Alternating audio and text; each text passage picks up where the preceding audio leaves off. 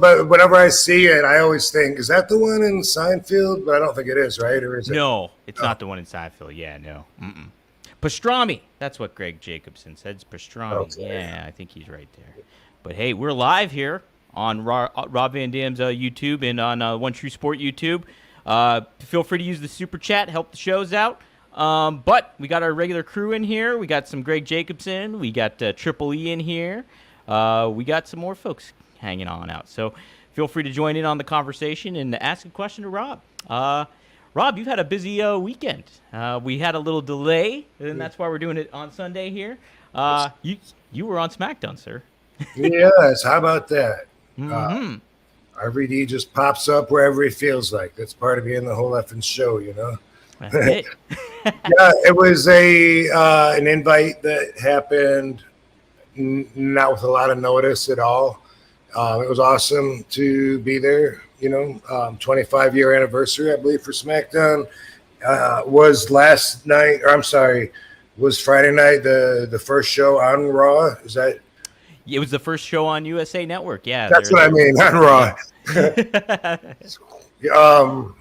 Okay, cool. That is the impression that I was under because I knew they were moving, and I thought that was the first one. So cool. Yeah, they had showed some legends in the crowd. Would have been cool to do it. It's cool to be part of that, though. Katie came because, one, she loves WWE, and two, she loves RVD. So it was cool to have her by my side as well. Otherwise, I would have had my arm around like Teddy Long or something. Right? Sheamus, you're over by Sheamus. Player. Come on, player. I'm going to book you with The Undertaker.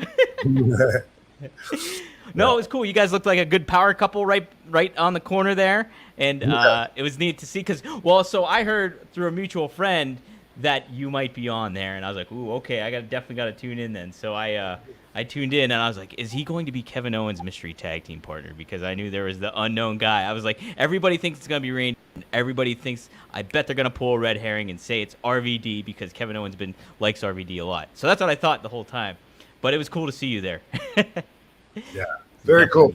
Yeah, it was awesome, and everybody was really cool. It was cool to see everybody. Talked to Mr. Paul Heyman for quite a while. Got to hang out, and always good to see him. He's obviously one of my closer friends there. But, yeah, everybody, it was a good vibe.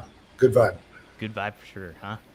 And you said it was pretty short notice, huh? It seemed like, pretty like that week. Did they kind of give you a ring and say, like, hey, come on over? It was a one-day notice to fly out. Oh, okay. Okay. Wednesday, sorry about the short notice. You would have to leave tomorrow. But, are you available on Friday? And I was. Hey, there you go. Did you get to interact with, Randy Orton or anybody? I saw you made a face at you when he was walking to the ring. Yeah. And I saw a video, too. I didn't know that they did. I just saw it a little while ago. I guess you didn't catch it yet either. But the three of them. Oh, I saw it. Yep. Oh, you did? Okay, yep. Yeah. What was that for? Was that for social media? Or? Yeah, that was just on social media. So it was him, Kevin Owens, and Ricky. The Ricky from Seattle guy. Yeah. Ricky Gibson is that wrestler. He was in the trailer on another planet or something. Something like that, yeah. He's like, you want to go hang out with him? That's what it was. But no, I didn't see him in particularly. Mm-hmm. I mean, I saw him a couple of times, but he was way at the other end of the hallway or whatever. I didn't talk to him. Yeah, it was pretty neat to see. When I saw him look over there, I was like, oh, he's looking at RVD. Yeah. How about Kevin Owens? Did you get to interact with him? Kind of the same thing, I gave him some knucks on the way out, when we were leaving, and he was busy talking to somebody, and that's about it, Booker T, he was there. Ron Simmons and Teddy, we were all in one Legends dressing room, just us brothers. And brothers, and Vicky and the other one. Yeah. You didn't know? Yeah. So that's cool. Nice. He's good in any hood. We all know that. That's right. You assimilate. You definitely assimilate. But I didn't stay in the room that much though. But I probably saw those guys more. Did some interviews for some. I don't know if it's going to be a DVD or if it's going to be. Actually, I think it might be a Netflix kind of release. I'm not really sure, but Oh, cool. Yeah. we all did. We all took turns like going back and doing some interviews and stuff. So that was cool. Yeah, that's pretty neat. Yeah, I figured that. It seems like when they bring the legends in and stuff like that, they give them, hey, can you do some extra content that we're going to put later on the network or whatever it may be. Absolutely, Smurfly. Yep. Yes. How about Triple H? Did you get to fist bump him or anything? I did. Yeah, he was really cool. In a good mood, and I got good vibes off him as well. Yeah, I think watching the product week in and week out, he's just doing a really, really nice job with how it's been delivered and executed, and there's a lot of thought process that goes in. You can tell, and see, he's on the ball with stuff. It seems. Yeah, just the one match that I saw in the front row there of Randy, and the 6-man. Yep. Into a tag match, not a 6-man, but actually a 4-man with, let's call it a 5-man. Yeah. Just the style and everything was so different than what I see on AEW, and that was it was in a way that's refreshing to make me realize how out of touch with product I am, because like I didn't realize, a lot of the things that people have been telling me, are in effect, and like in some ways I think that they are I don't want to say, I don't know, bringing it back maybe to more, storytelling and simplifying the actual exhibition to be just doing the moves to further the story. That's the best way I can explain it, as opposed to every match having 6 tables broke and every wrestler diving out onto 6 guys. And there was just so much that was different. But again, that was just off of one match. But in my head, though, with what I have to work with, I'm pretty impressed with the difference of them. And I'm definitely going to be looking at it more on TV from that perspective. Yeah, well, I think that's a good litmus test, I think, because, to what you're saying, you nailed it, because what Triple H and WWE has been doing is kind of like simplifying everything from the in-ring action. Like, you're getting a lot of good action and a lot of great athleticism and stuff like that, but the primary focus is the storytelling and what weaves in and out of the match, and then later on what you get into the show too. It's and that's both on SmackDown and on Raw. It's like, I was telling one of my buddies that I do another show with, how I think this is the best summer WWE has had in a long time, like from a storytelling standpoint, because they've been doing a very nice job. From houses too, right? I mean, from house, from selling tickets and all that stuff, the live event stuff. And did you hear, though, that I think starting next year that they're going to reduce the live shows down to 200 a year instead? And I didn't know that they were doing that many now, because I saw somewhere a quote where I believe it was Triple H that said that they weren't actually. Maybe I know where I got the quote from. I heard him say it.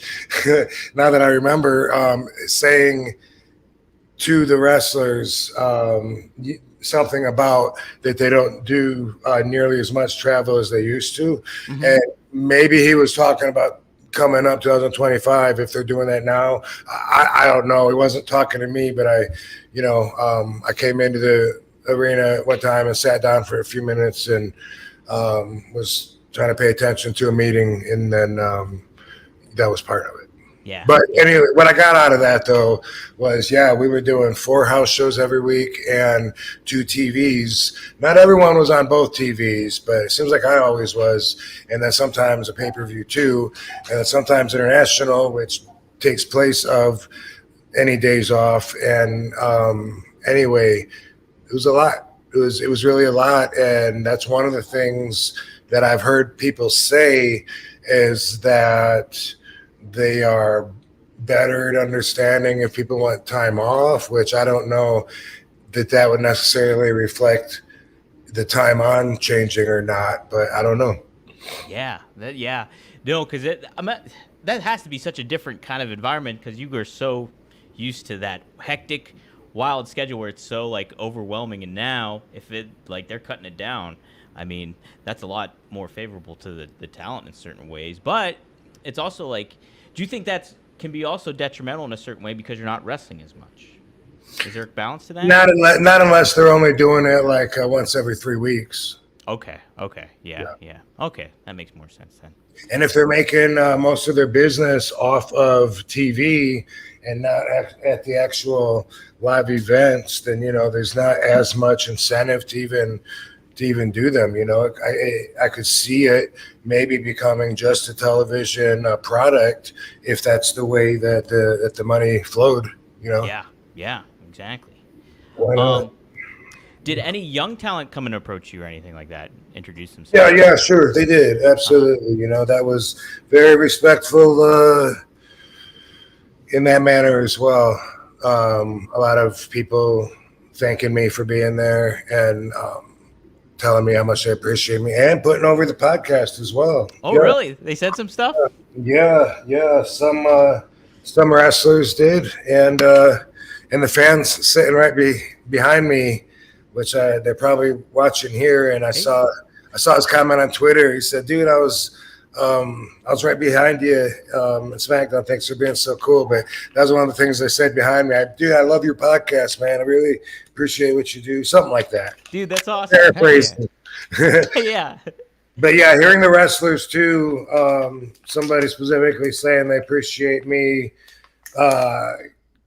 kicking them some knowledge, and that's different than just saying I enjoy your podcast, because then I can come up with some kind of idea of what they get out of it, and that has to go on par with what I want people to get out of it. Otherwise, we're imbalanced. So it's always good to hear that.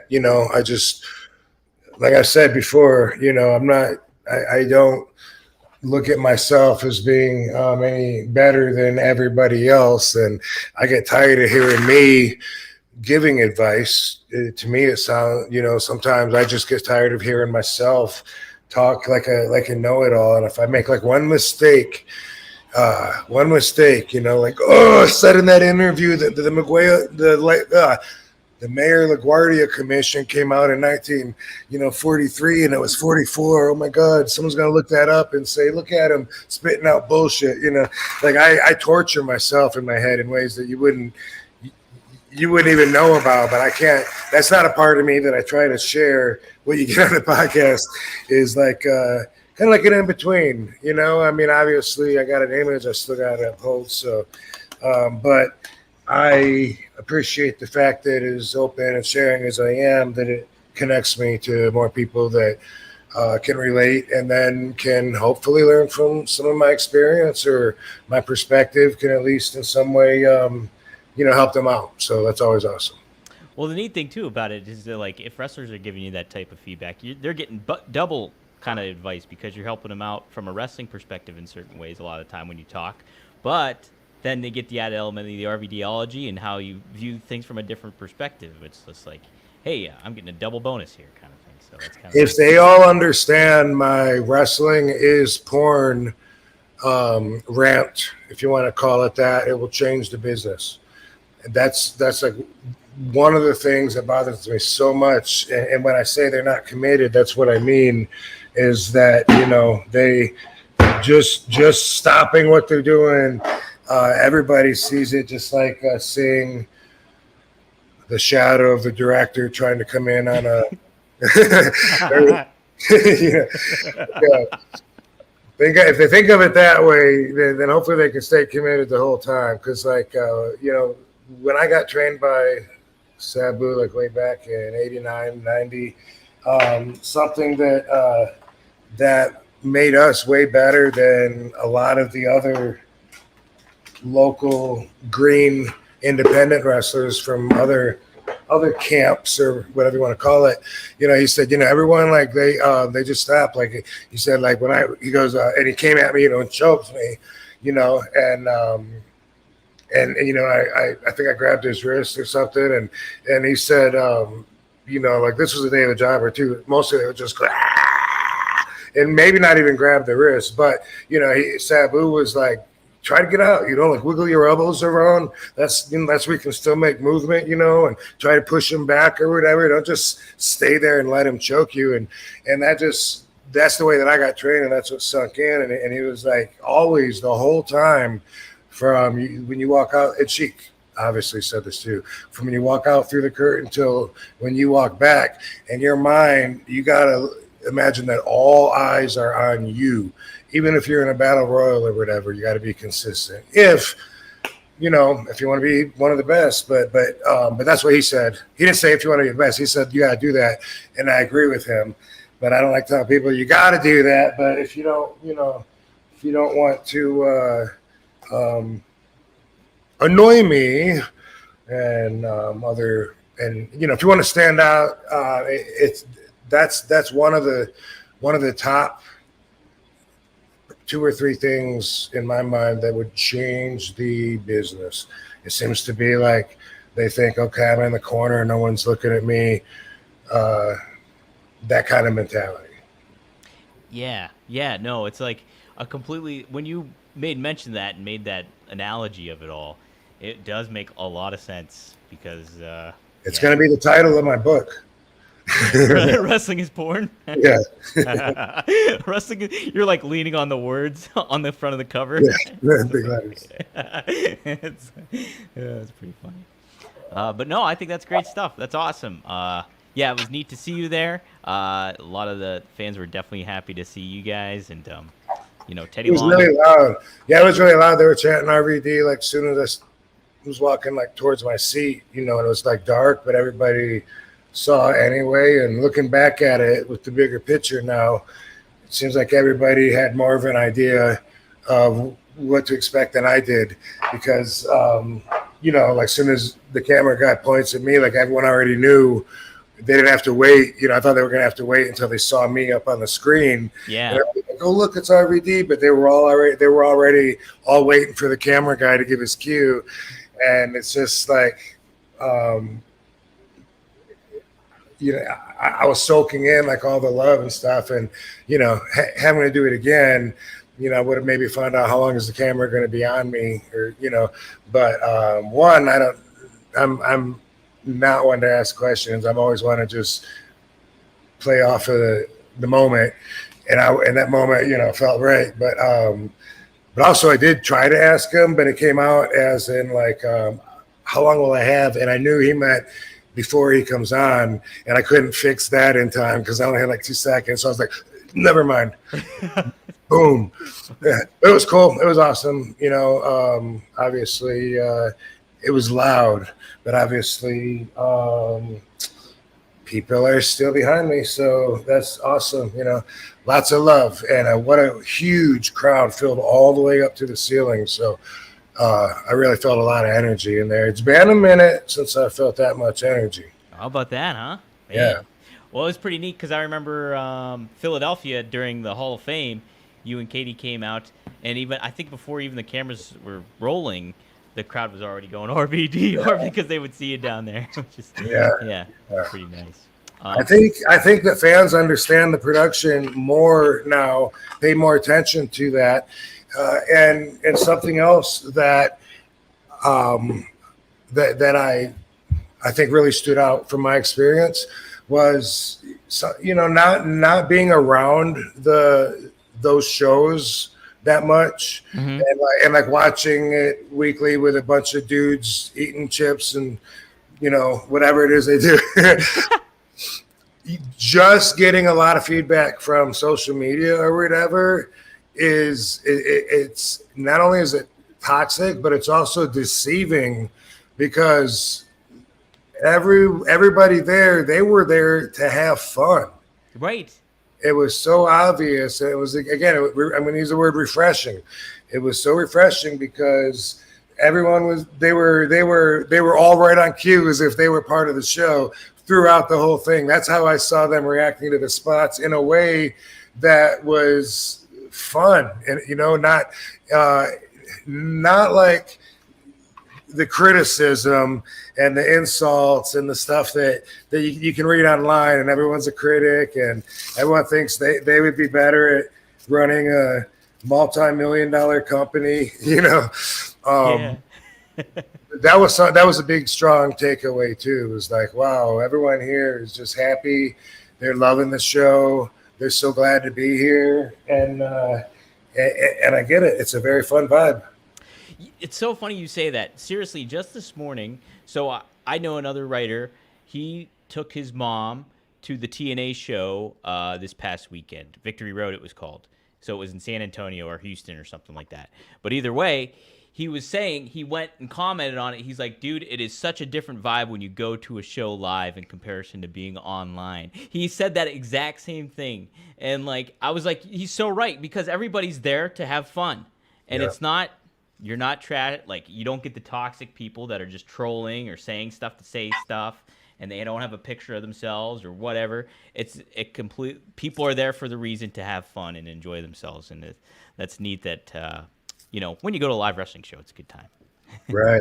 Yeah. Yep. So that's definitely also, to put in perspective, all those thousands and thousands of people, they're not on Twitter afterwards leaving comments and stuff, like the actual smart fans, if you want to use that word, and I think that'll translate to, what I'm talking about, people that think they know everything that's going on and in the real life of people and all that.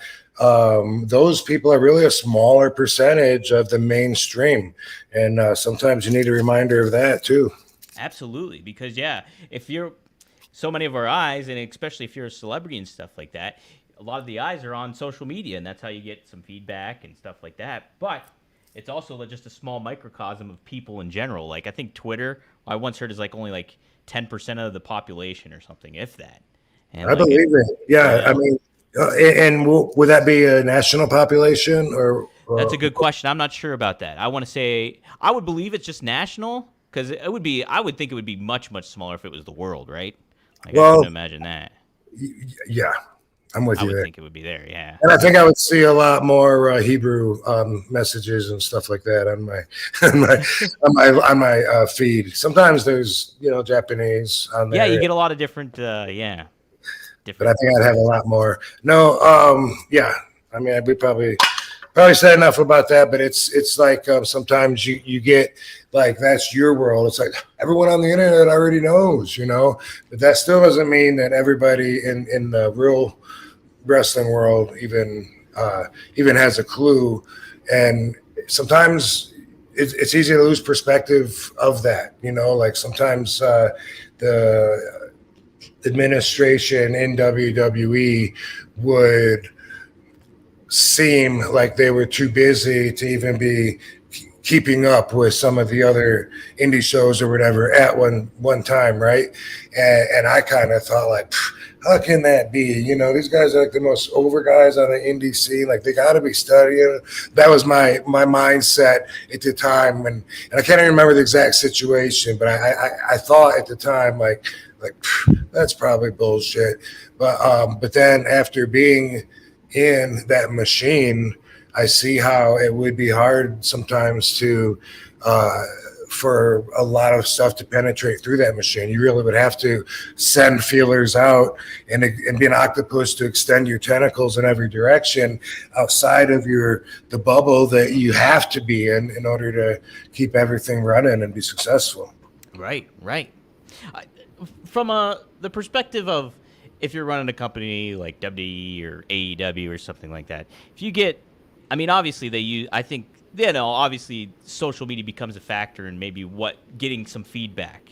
How would you take it if you were running a company? Would you heed a lot of what you hear on social media if that's like a big outpour? Like, say somebody wants a talent, like Ricky from Seattle, that wrestler, he's getting a lot of traction after SmackDown, after he showed up. Would you be like, hey, we should maybe use him again? Like, just specifically off of social media. I'm not saying, would that be something you would consider if you're running a company? Does that make sense? Definitely would be worth considering for sure. Mm-hmm. Okay.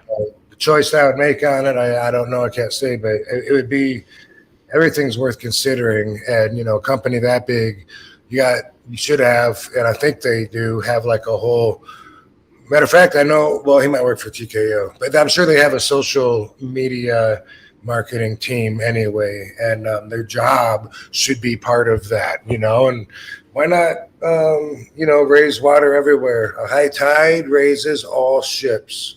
So, yeah, even if it's something that's not that important, you don't want to focus on that, it's still something to consider, and maybe take it into account, and maybe consider the voting power of that perspective limited if that's what you think it is, but it definitely has some value. Absolutely, yeah. I think it's something you take from and see what else, the different analytics from what people are watching on TV or what you do hear from live events or anything like that. It all comes in the combination. And WWE's got such a huge company that they would probably be doing that anyways. Before I move on from SmackDown, did you happen to see Andrade did a split-legged moonsault? Nah, I missed it. I didn't know that. No. All right. I saw that and I was like, I wonder if he was doing that because RVD was sitting there. But I don't think he was sitting there at the time. Does he not usually do that, though? I don't know. I haven't watched his matches steady enough to see if that's a common thing he does. But I was like, maybe it stand out that night. I know that much. Maybe they can tell us in the comments. Yeah. Does Andrade usually do that, guys? Let us know if he does usually do a split-legged moonsault.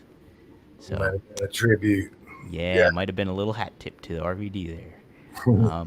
So, guys, yeah, feel free to ask a question. Our super chats are down currently, but feel free to use the questions, and I'll keep my eyes peeled on them. So we got a couple here. Frankie from last week. He asked some good ones last week. Let's see what he's got this week. Which is more so about ECW's greatness, Paul's genius or letting guys be themselves? What was the journey? Okay, and the second question, what was the journey from WCW to All Japan? Let's start with the first one, Rob. Which is more so about ECW's greatness, Paul's genius or letting guys be themselves?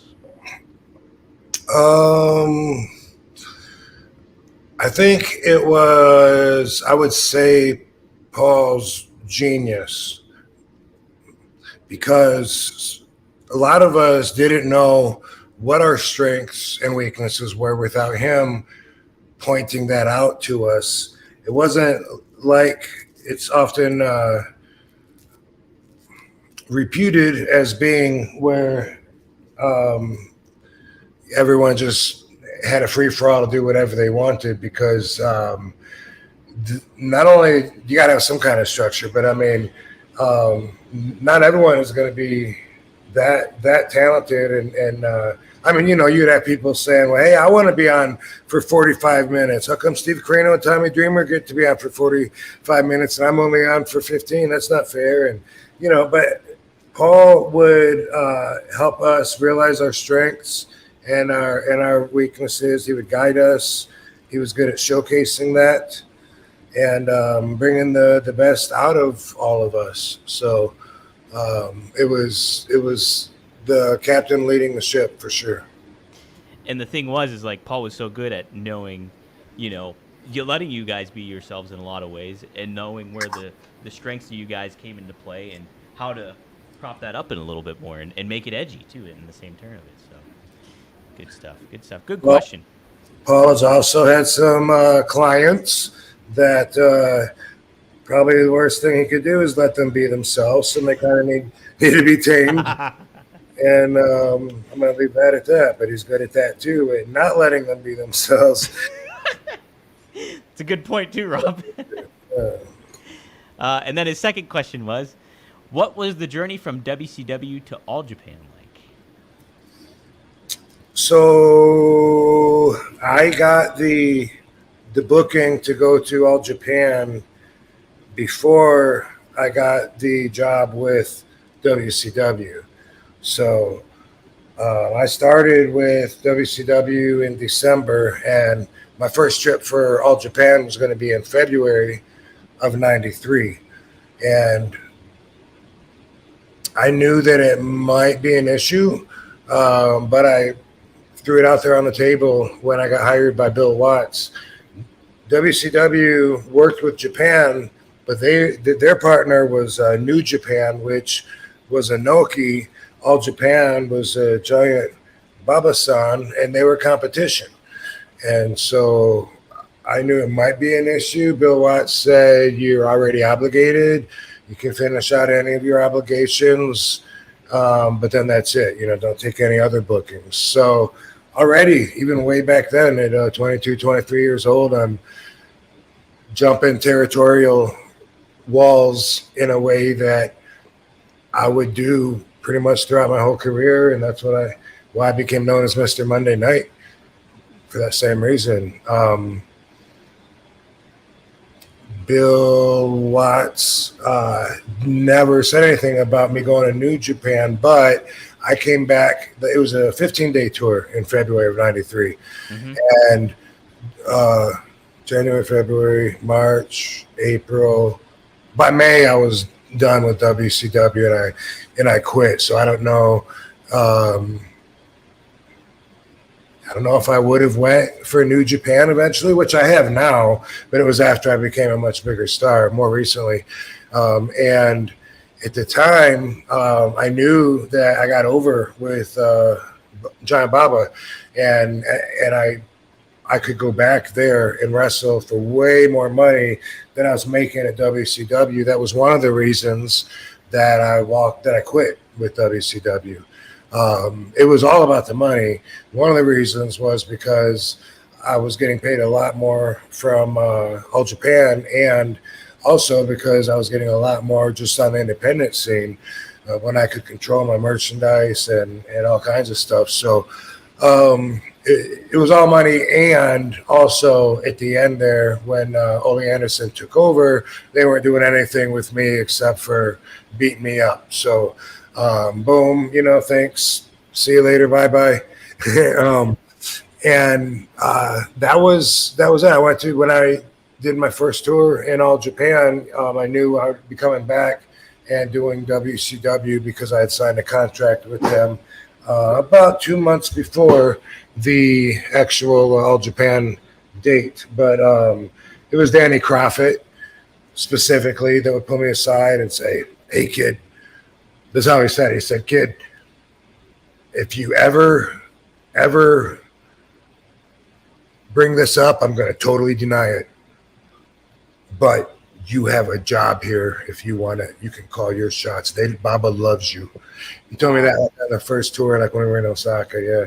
And I'm like, man, he would deny it? Like, you wouldn't back me up, bro? You wouldn't say that? But also, he helped. He had a lot to do with helping me feel confident and also understand the situation there, because I didn't know that, And then he was always saying, "Oh, I got to put you with my cousin." He was talking about Mike Lazansky. He always wanted to put us together. Good-looking kid, just like you. That's my French Canadian, my accent. Anyway, he eventually did do that, and we tagged a couple times, but not for most of my All Japan career, though.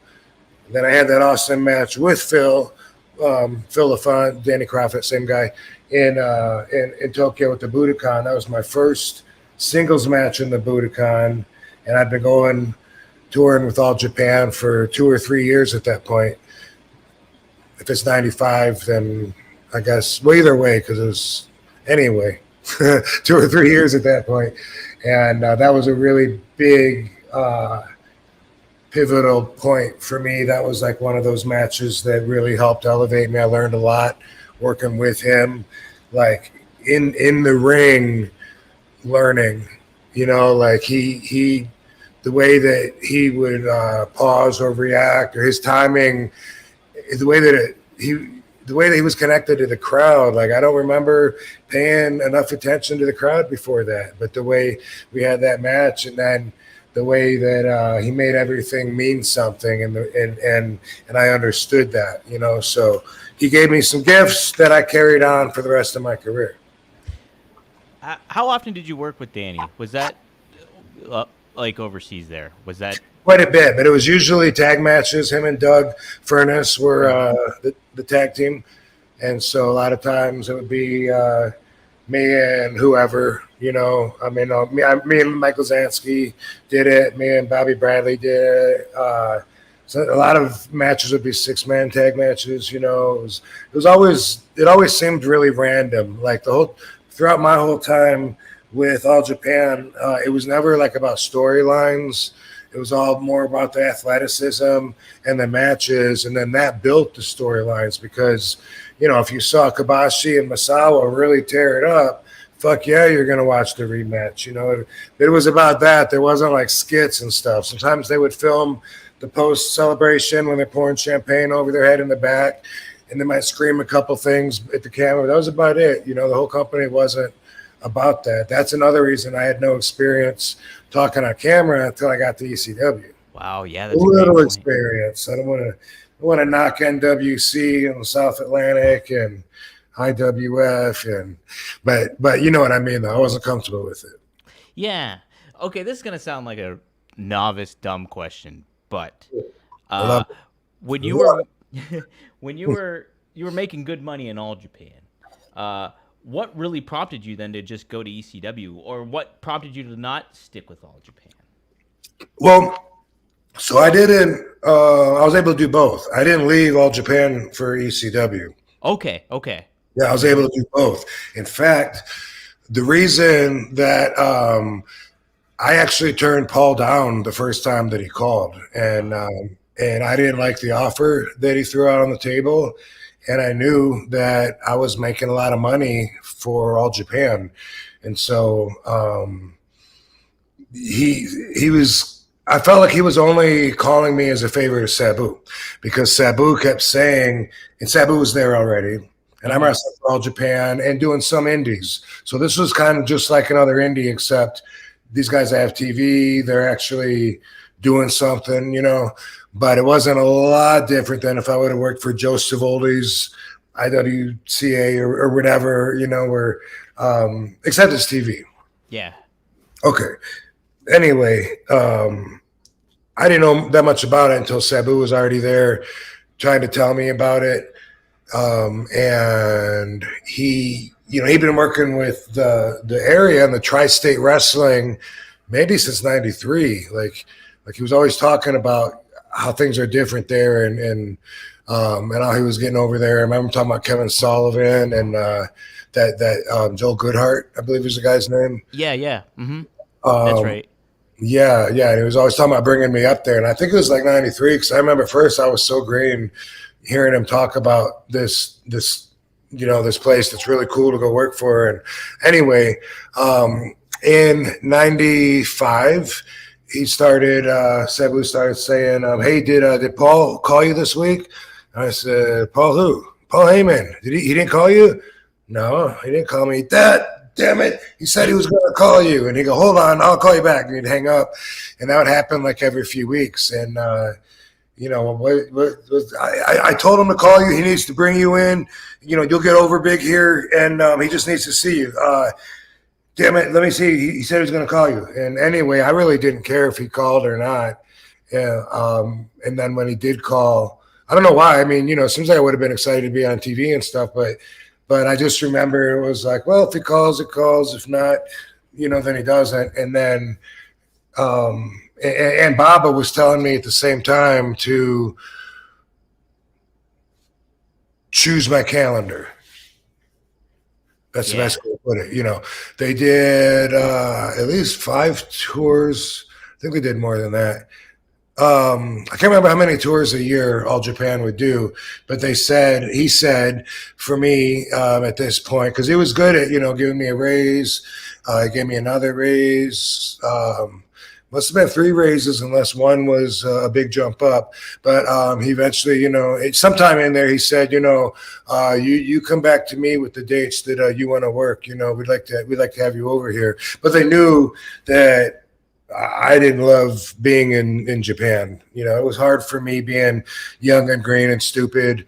I didn't like seafood, and it was just really long tours. And like I've said in some of my stories, I was such an introvert and so shy that I didn't really even fit in on the bus load of all these big monsters that have these war stories, about traveling around the world and having each other's backs and bars and shit like that. If you haven't heard, I got comfortable finally when I got to hook up with the hoods, because they would have hash, and that was like my escape. I would smoke hash which is a product of marijuana, let's say.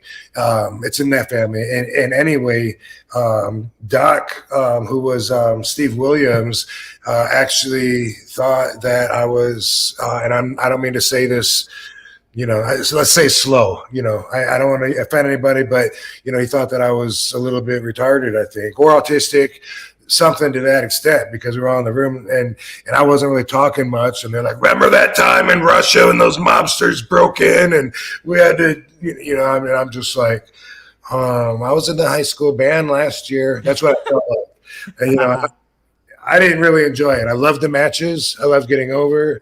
I loved the money. But that was it. I was, didn't eat when I was over there for the first several years. And anyway, they said, you tell us when you want to come over, when you want to be booked, because they had regular tours every year. It was like a 15-day tour in February. So I always loved that. It was the shortest one. Mm-hmm. The longest one was in November. That was the tag team tournament. That was 5 weeks. And so, they did regularly. And anyway, Paul wanted me to go up there and work with Mikey Ripwreck and get Mikey over. And so I was like, no, because of the money as well. But also, I'm not going to come in there and put this guy over. What are you talking about? And anyway, Sabu's like, did he call? I'm like, yeah, he called. I told him, fuck off, He's like, what? He goes, you wanted to do what? Damn it. He'll call. I promise. He's going to call you next week. Whatever. And then when Paul ended up calling back and then brought me in under different terms, and I still wrestled for All Japan though. So I started in January of '96 with ECW, but I still wrestled for All Japan until '99 when Giant Baba passed away. And I've often said 97 myself in interviews, but I've realized and fixed that in my mind. It was actually 99 when he passed away. And then I did one tour for Mrs. Baba, which a lot of the boys didn't get along with Mrs. Baba. That's why they left with Misawa and started Noah, because they were there out of respect for Mr. Baba. When he passed away, they didn't get along with Mrs. Baba, so they ran Noah to compete against, and it was Misawa was the head of it, and a bunch of guys left with him. And that's the history of Noah and All Japan and RVD. Wow, how about that, man? Okay, so that makes sense. So once you started making more good money and they were getting you over in ECW, you were like, okay, I can kind of taper a little bit of my dates with All Japan and focus more. So plus the aspect of you not loving being in Japan all the time was another added element for you to just kind of be like, hey, I'm committing more to ECW now. And ECW was fine with me doing trips to Japan too. They didn't care. Cool. Sometimes I would miss some dates, and they weren't gonna try to compete with it. Yeah. Absence makes the heart grow fonder too. Yeah. Well, that's something that we always thought was the more exposure you get, the more you help the whole product, right? Yeah, right. That's how we always felt. Unless you do something that downgrades it. Right. Yeah, RVD's worldwide. You're worldwide, man. How validating did that feel too when Danny Crawford told you that Baba would love to use you anytime you wanted to? Did that feel pretty good being a young star and being like, holy shit, but like if Baba likes me, I know I'm doing something right. Yeah, it really did. I got Danny's number like a year or two ago from somebody, and I don't know if I've called him. I haven't talked to him. If I did call him, I didn't get an answer, but I don't even think I've called yet. And I was just thinking about that earlier today, synchronicity, thinking, about actually calling him. And it'd be good to talk to him because he probably doesn't know. He probably doesn't know that I give a shit. He helped me out a lot. And it wasn't like he and I were like best friends or anything, you know what I mean? Like he always treated me like I was a kid and like he was a veteran, but he just really like did a lot. He was always entertaining too. He liked he made me laugh a lot too. Like some of the jokes that he's done in the dressing room that I've heard. I heard Pat Patterson say this same joke. The gender changed. But this was, oh my God, I couldn't sleep last night. Oh, Danny, I had this chick banging on my door all night. Wouldn't stop. Bang, bang, bang, bang, bang, bang. I'm trying to go to sleep. Bang, bang, bang, bang, bang. Finally, I got up. I let her out. Okay. Another one. He used to always, when he would like start to get dressed in the dressing room, he drops his shorts down. And when he's sitting there, and he go, "Oh, okay, guys, who's shit in my drawers?"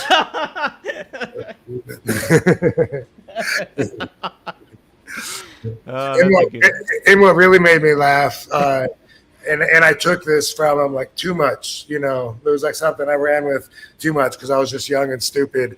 And some people I was with didn't appreciate it at all. But when we'd be at a restaurant, usually they wouldn't speak any English, you know, depending on where you're at. So we're in a diner and the waitress comes over. That's just like, "Oh, yoshimase. Oh, onigashimasu," you know, and then Phil would like point at the menu. Danny, he'd be like, "Yes, did you douche today? Did you douche today? Oh, I wasn't sure because of the smell." Okay. You know, and they cocked their head like a dog. Like, yeah, what are you saying? I don't know what you're saying. Had me rolling as a fucking, you know, 22-year-old. 22-year-old, yeah. Yeah, so, but yeah, he taught me a lot too, though, about wrestling. And he was really, really, really good. You know, it was like, he taught me that it wasn't America that had the best wrestlers. It was just, they had the most fame with what was then, you know, like the WWF. And it was like they had the characters that they were pushing back then. Dana used to talk about, "You see this? You see what Matt Bourne's doing? He's a clown. Doink the clown now." He says, "Oh my God, when someone asks me what I do now, I tell them I'm a car salesman." That's so, oh man. Abby Abdul the Butcher used to call him the Master. The Master. What are you doing today, Master? Or no, I think the Master, Professor. I don't know. I guess I'm not really sure about that now that I think about it. I think it was the Master, but something that implied that he was the best at what he does, because his matches were always like really entertaining, and when he felt like being funny out in the ring and making the crowd laugh and stuff, he would. But he obviously could go real hard, and damn, man, they don't make him like that anymore. Man, you're telling. Listen, when you're talking about Danny Crawford, I first heard about him when I was reading either Bret Hart's biography or another book about Calgary wrestling. And I'm gonna say this. I don't know if it's right or not, but I think he was in the first ever ladder match in Stampede. I think he was. I don't know about that. Pretty neat. But I know he was kind of like, I think he was, if I remember correctly, kind of like their Intercontinental Champion and just really, really good at, you know, obviously, as you're saying. So, yeah, he had a good look too. I liked his look too. Cool stuff. Yeah, that's great stuff. Oh man, yeah, I love hearing about those guys that don't really get a lot of credit, but they definitely. Right. Yeah, it was crazy to see like these. I love the style. Everything I said about I didn't like about being in Japan, but I did love the wrestling style. Yeah. That was, you know, the business. You know, I liked the money. I liked the crowds. I liked the wrestling style. I went for several years until I finally learned to appreciate everything about it. You know what I mean? Like, it was like eventually it was Sabu when our paths crossed in Japan.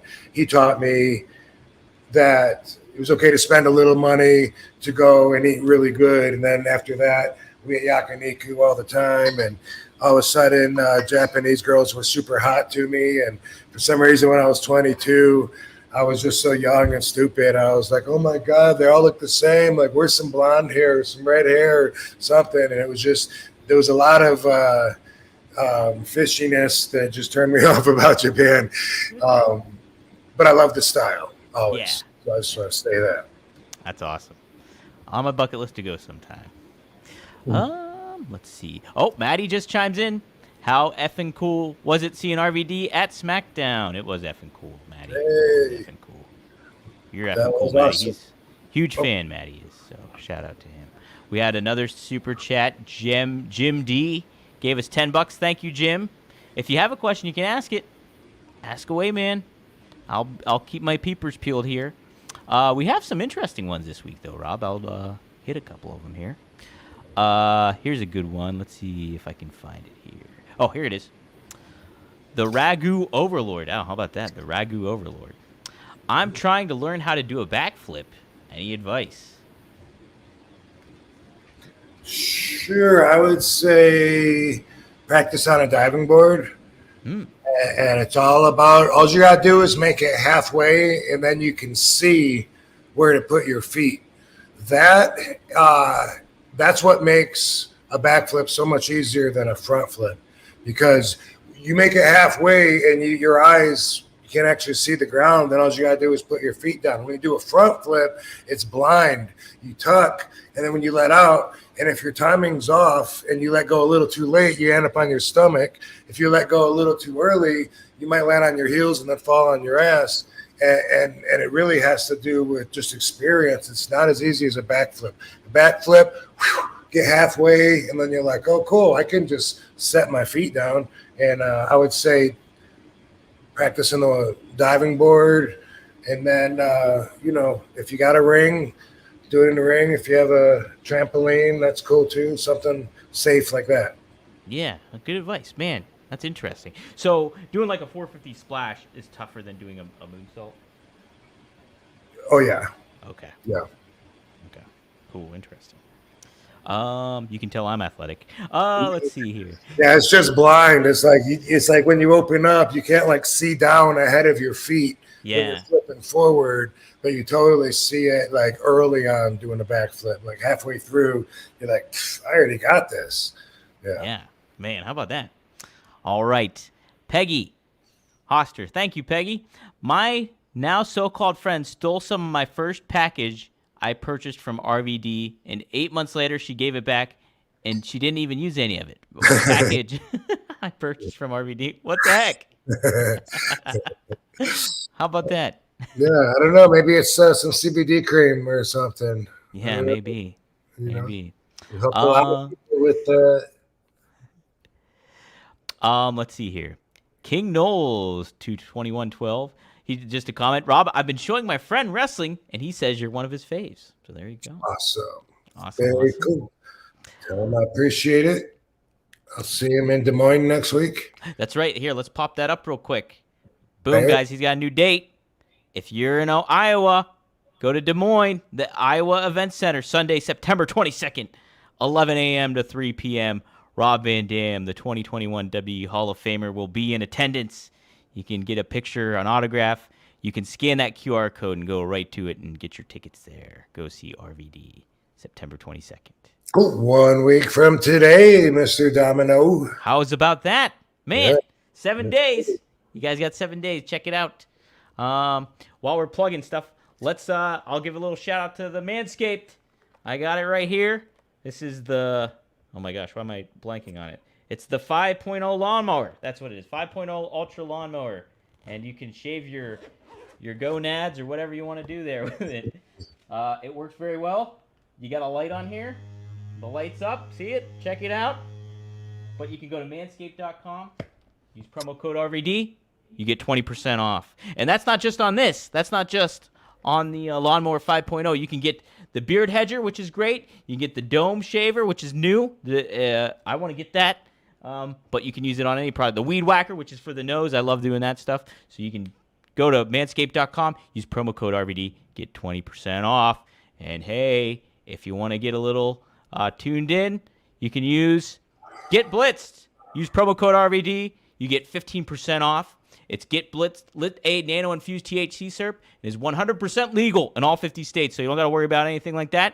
It's Delta 9. Scan that QR code if you're watching, or go to get-blitz.com and use promo code RVD. You get 15% off. I have the blue raspberry in my cabinet. It is very effective, and it hits you very quickly. So if you're looking for something like that, boom, do it. Shout out to Mickey Ray and Courtney for all the help there, and we appreciate their patronage. And hey, go to try some Blue Chew too. You can go to bluechew.com, use promo code RVD, and you get your first Blue Chew free. All you do is pay $5 shipping. That's it. So go and do that too. We thank all our sponsors. Hey, we hope to get some more too. So spread the word, guys. Give us 5 stars wherever you see us. And be sure to like the videos and all that stuff. Get the word out about this show. Let's see. Here's another good question, Rob. Jackson Little, thanks for the $5. As a kid, you were one of my favorite wrestlers. Oh, this wasn't a question. Never mind. As a kid, you were one of my favorite wrestlers. Thanks for everything, Rob. So he just wanted to shout you out. Appreciate that. Right Yeah. up. Yeah. Here's a I hope I still is. Of course. Katie did an appearance here in Las Vegas at the Tuscany Center or whatever the hell they call it. Yeah. Chris Masters was there, and Greg Valentine, and Devon, and Maria Kanellis, and I'm trying to think of everyone that she said that she said hi to. But I also saw the poster. But there's a lot of people. Yeah, there was a lot of people there. Yeah. A lot of wrestlers there. But anyway, she went by a store, one of the vendors there, Katie. Yep. Let me say who she is. And this guy was like really, really cool. And he told her, boom, here's this. Boom, here's this. Pick a hand. I'll give you one for free. And she texted me and said, hey, dude said I can pick one for free. Which one should I get? And I said, that one. So, boom, look what I got. Hey. Look at that. Yeah. Finally. Wow. In case you don't know, they don't always send them to me, you know? That's weird. It is weird. And some they usually do, but it has been like really late. And I don't know if they're not going to send me this one or not. Usually it's Ringside Products that I'll hit up on Instagram. And I don't even know like if they all go through them or if only some of them are Ringside Products. And I really don't know, but they're kind of my go-to. And they were saying that WWE should send this to me like in August. Anyway, I just got it. And now there is, of course, one newer figure that I saw is getting released now or soon. I saw I signed it at the SmackDown building, something that had the package. Here, I might have the graphic here, Rob. Is it this one? Boom. Yes, sir. That's the but for some reason it's in a group of 4, and I don't know why, but yep, that is definitely it. And then if you don't see the group of 4, they might not be released that way. I kind of got the impression all 4 were going to be like in one box from whatever it was that I saw. I think they're separate, Rob. I think the series is just called a set. Yeah, it's just the set of them all together. Because the series is called Defining Moments. Yeah. So that's I remember seeing an early prototype of that at WrestleMania when I was there. Right. Yeah. And but yeah, I'm stoked for the Mr. Monday Night. I gotta get me one of those too. Yeah. But hopefully I'll get some. Maybe I won't. And wait, what else? Oh, and then there's the re-released figure that was a Walmart exclusive years ago that's now being re-released by who? Do you know? It would be by Mattel, right? Would they all be by Mattel? Yeah, they're all made by Mattel. So but how come some are Ringside Products? So Ringside Collectibles, they do. I think they do exclusive. Yeah, Ringside Products with boxing. That's where I used to get my boots from. Oh, yeah. Right. Ringside Collectibles is the wrestling figures. And so, does that have anything to do with making the figures? They do. I think they have a relationship with both AEW and WWE because they do have Ringside. They have exclusive figures that they just sell on that website. So maybe that's an exclusive one then. I didn't even know that. If that's the case, that's cool though. Is it? Wait. Okay, no, it doesn't say. WrestlingFigures.com, guys. Yeah, I thought this was supposed to be a Walmart exclusive. That's a Walmart exclusive. I know that one. That's a Walmart exclusive. Okay. Well, cool. I need the November 97 Tommy Dreamer match one that you just showed. And then also it'd be cool to get the re-released one.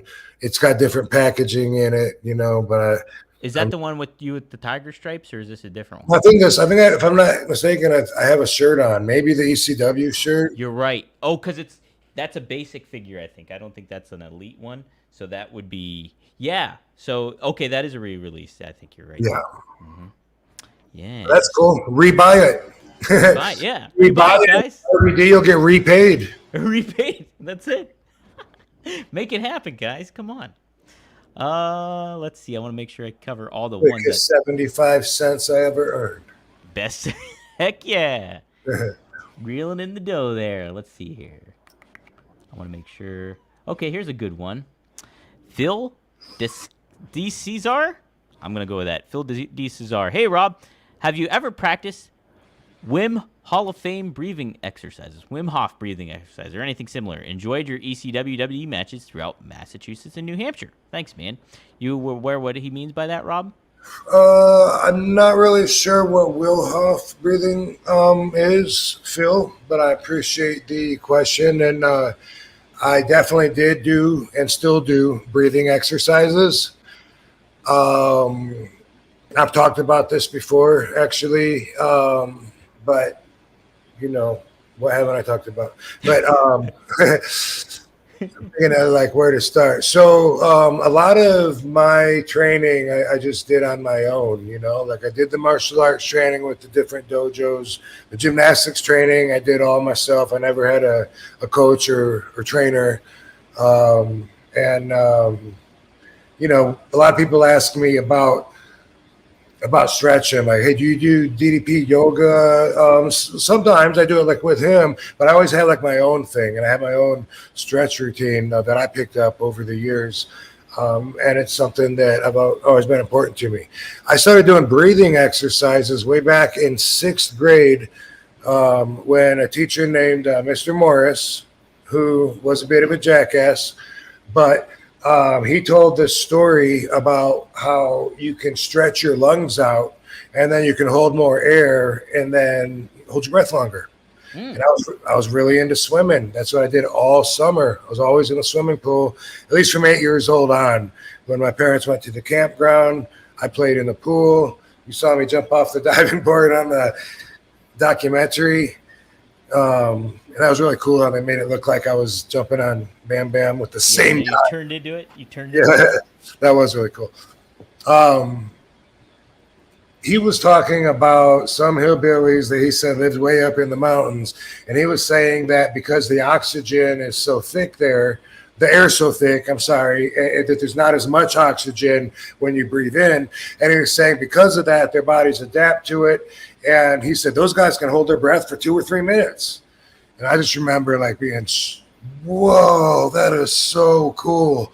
And he was saying that they have contests so you can hold their breath the longest. And he said those guys just from living up there, which is true because Justin McCauley and all the MMA guys would go to Big Bear up on the mountain and had a place there. They would train for UFC, and so this appeared to be true. It did, but anyway, not only that, but he taught us an exercise that he said that they do when they're having these contests.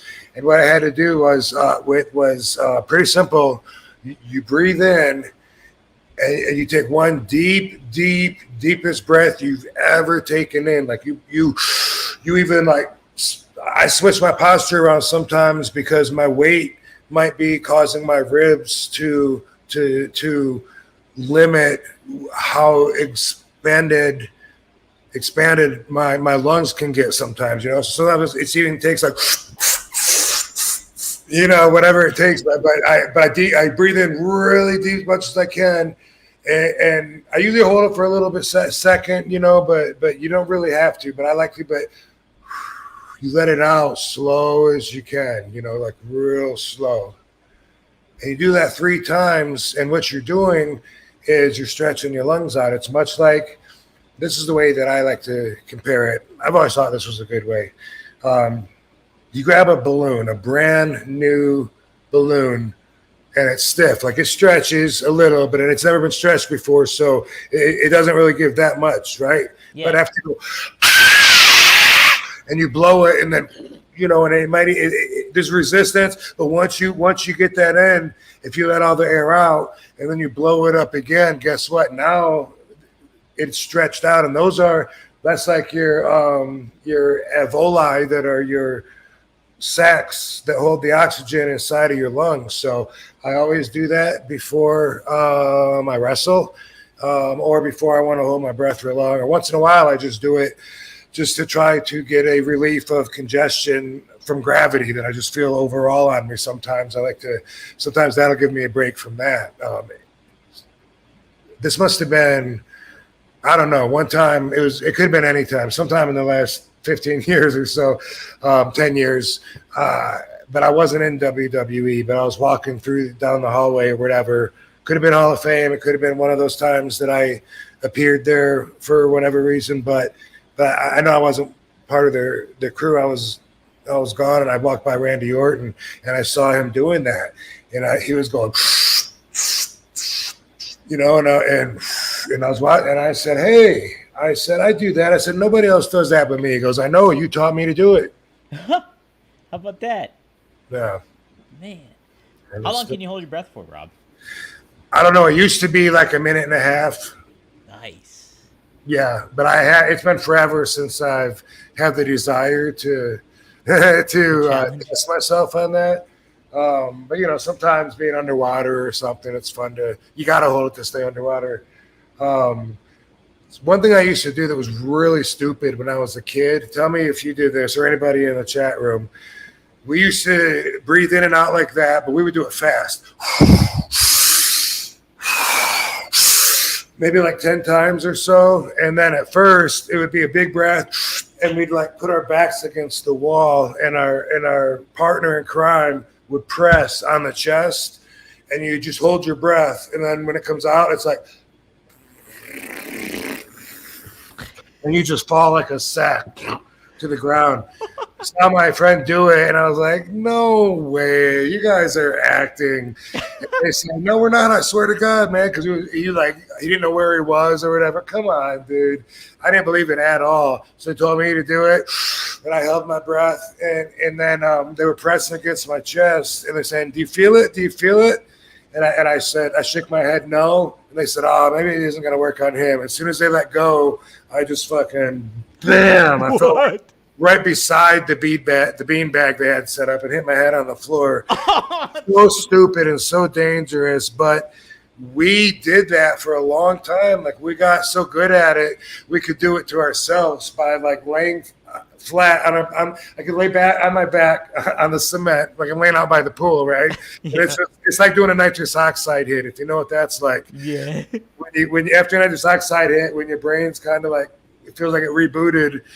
That's a similar feeling. And anyway, I can do that by doing the breathing and then doing like half a sit up and just holding it, and you feel all the pressure and you flex, and then when you go down, when you let it out, it like reboots your brain, and it's so stupid. Is anybody else?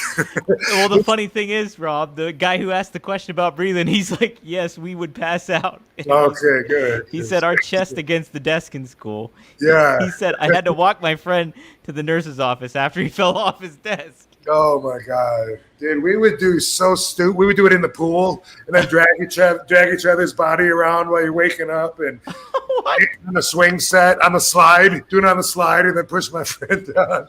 It was so stupid. I never heard of this. Oh my God, yeah, yeah. It's a thing, man. Like I said, it's just nitrous oxide is the best way to compare it. Which as soon as I did the nitrous oxide, it went. It was like a little CO2 cartridge or something. I remember first time I remember doing it. It was I remember them being around when I was a kid though. But I don't know. I just remember when there was like a Fish concert and all these Fish fans at an ECW show at the Philly Travelodge, and they were going around with a full ass fucking tank on wheels. Uh-huh. They took to their room and fill up balloons, and they were taking out the balloons, and then when you let it out, your head scrambles, and you're just like, oh my God. Oh, not fall or anything, but I'm sure some people do. But even just it's just like a little thing where it's like a reboot. You're like, oh my God, like all of a sudden you feel like how much time has passed? It's not something I would recommend. It's stupid, but. Yeah, doesn't sound like it's beneficial. Am I the only stupid one, guys, in the comments? No. The guy who asked the question is one of the. Right, you told me, but is it just me? Yeah. Is it just I'm sure there's other people. Me and Phil, Paul. You and Phil D. Cesar. Yep. I want to see if there's somebody else that did that too, though. I'm not seeing it yet. I'm sure somebody's done it. We were always daring each other, like, do it in front of our parents or whatever without them knowing, like when they're in the room. Stupid. How did I never hear that? I've never heard of that, Rob. Maybe it was a Midwest thing. Maybe it was. Maybe it was a Michigan thing. Joel Puente. Question. Rob Van Dam, what did you think about the new SmackDown logo? Did you see the new SmackDown logo? I love the new SmackDown logo. I did too, Rob. Yeah. Thank you for asking, because I looked at it and I told Katie, I said, dude, I love that. Look how the S is a D too. Yeah. She looked at it and then she was like, oh yeah, no, I like that too. That's awesome. Yeah, I love creative shit like that. Yeah, I thought it's a neat little logo. It really makes it pop, and it's pretty creative. I like it. I like that the S is an S and a D as well. And S and a D. While we're talking about fucking with our brains and resetting them, depriving them of oxygen as stupid kids, this happens to be Concussion Awareness Month. Yes, that's right, Rob. Yes. So I did a few videos for the CLF, which I haven't been in contact with anyone in there for like a long, long time. So I'm happy to learn that my brain and spine is still donated. Not sure about the spine, but I think so. But anyway, I wasn't sure because it had been like so long, and I thought maybe that foundation closed down because I used to do 2 tests a year for them. Oh.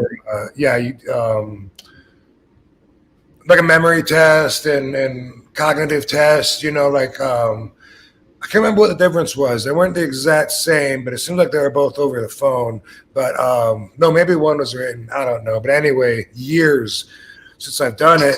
And I remember hearing something about them going out of business. But happily, I found out from Chris Lewinsky that the company that did the tests they're gone, but nothing else has changed. So that's cool. And so, yeah, I just did a few videos. And I really, I brought this up a few weeks ago. I said there's a documentary on YouTube about concussions and sports. Maybe it's just wrestling, but I think it's sports. I'm not really sure. But they made up their own conclusion on me. And that makes me want to stand out more. Not just from an ego saying, hey, someone's going to think less of me than I want them to think of me. It's not just about that, but for the greater cause, because there's so much scare and so much hype to the head trauma. And you know what? A lot of it is really bad. I'm definitely not discounting that. But, if you don't get checked out and you just automatically assume like the worst, you could like really put yourself in a panic unnecessarily. Sure. Yeah. And I've learned through my own experiences the difference between CTE and long-term concussion syndrome. And I've also learned that a lot of my peers don't know the difference, and they all think they have CTE. They openly say that, I know I got at least a little bit of CTE. It's a degenerative wasting disease. You don't just keep a little bit and hold it, and then hope it gets better. It's not like that. So you might not be as bad off as you think you are. It might just be some symptoms. Long-term symptoms can last and last and last and then go away. Not even just with the brain. I've had it happen like with my back, different parts of my body over the years where it's like, wow, that used to always hurt me and now it doesn't.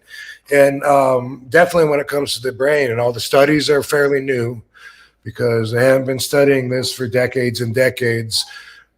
For me, they couldn't tell me when I had the one concussion that gave me lasting symptoms. Everything else, my senses are off for a few seconds. I shake it off, usually right there in the ring, and then I'm good to go. Sometimes sound would go out. Sometimes it'd be slow motion. Sometimes it would be you see floaters. I got double vision on this one, and it just didn't go away. I couldn't shake it off. And it lasted for the better part of 2 years. And for me, it was vision therapy along with time that eventually got me past that. But going through it, I couldn't see the end. It wasn't in sight, in double vision. It was like I was asking the neurologist, like, how long is this going to last? I don't know. But I mean, do you think, am I always going to have it? No, I don't think so. I'd be like, well, well, how long is it going to be? Like months? Is it going to be years? You go, I don't know. Your brain will let you know. And that was the kind of information that I was getting. But they were right. So I feel, especially since that video tried to make it sound like I found out that I have cerebral atrophy, not true at all. Whoever made that YouTube video looked at the X-ray, the MRI, and that was his what do you call it? Assessment. Diagnosis, assessment. Yeah. I guess. But anyway, because it is important to give hope to people that are suffering from concussion symptoms, I feel more than ever like to stand on that and you know, bam, get the word out. I'm standing up for hope because there is hope, and you know, there's hope and there's hype, and too many people follow the hype. It's just easy to worry, but you worry about something that hasn't even happened, and then if it does happen, you got to go through it twice anyway. So better to go with the hope. Right. Well, I'm glad you made mention of that because, yeah, I almost forgot. I wanted to bring up the Tua Tagovailoa injury that happened this past Thursday. The Buffalo Bills played the Miami Dolphins, and Tua Tagovailoa had 2 concussions previously, and one was really bad, and then there was another one that they followed up with, and then now he just got a third one on Thursday.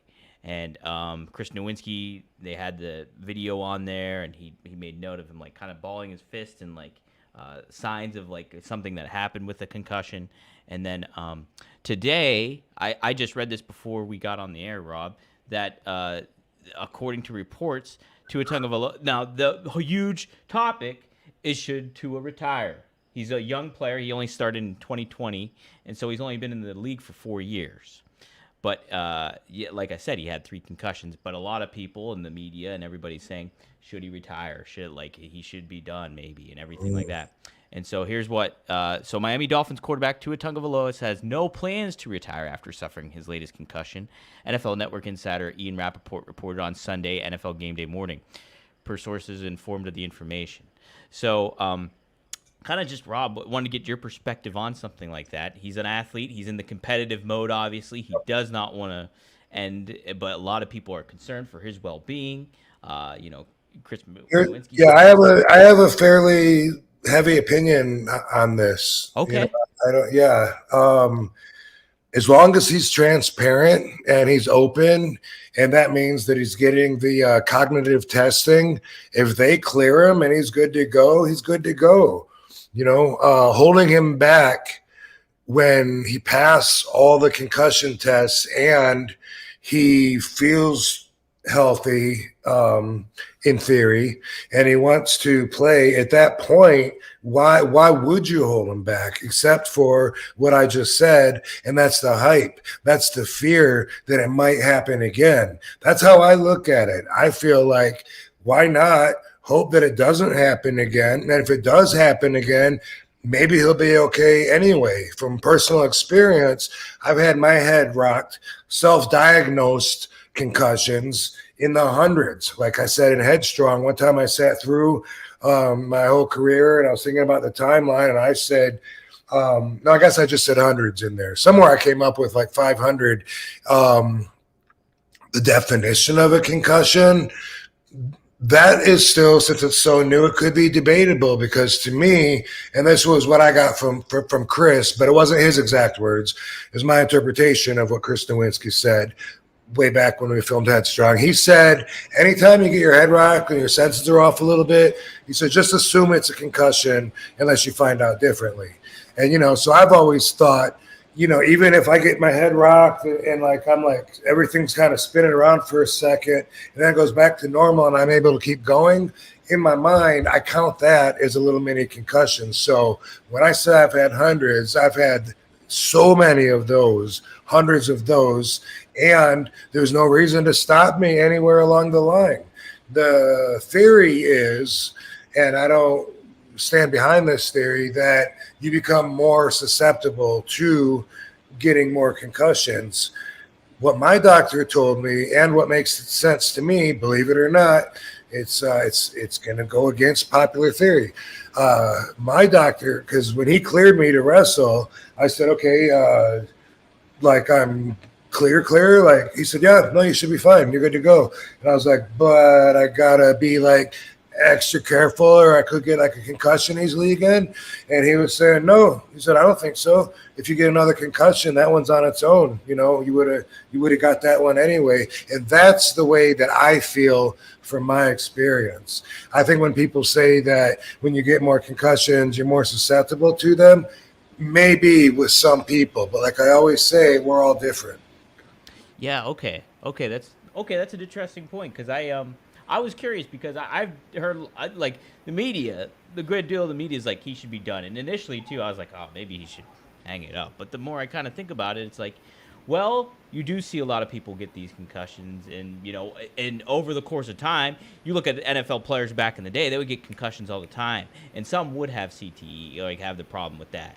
But I've heard that different things about that too. But if you look at somebody like Troy Aikman, who's got a crap ton of concussions, and now he's like still the lead announcer on Fox, and he does a great job, and he's got no problems. He retired after all that. But so it's definitely something to like consider. But yeah, I think if you're transparent and he's under the microscope when it comes to that stuff, like doctors are going to be looking after him and everything like that. So if he gets cleared from that, I'm kind of with you, Rob. I'm on that too. So yeah, if he feels like he's ready to go and the tests say he's ready to go, then I don't understand why you would hold him back. Mm-hmm. Yeah, exactly. It's going to be his choice too. Let's see what this MZ just chimed in here. Is RVD familiar with frontal lobe damage? Does he feel quite a few wrestlers of his era had suffered from frontal lobe damage, particularly with unprotected chair shots to the head? Are you familiar with that, Rob? Frontal lobe damage. Well, I mean, if we're saying that's a specific term on a particular kind of injury, besides the name implications, I wouldn't say that I've heard much about it referred to in that way. When I was mentioning the different symptoms that I would get in the ring, as in slow motion or the sound is out or television or floaters or sometimes spinning, I think probably that was depending on where on my brain I was getting hit. Yeah. I mean, what else could it be? But I don't know that for sure.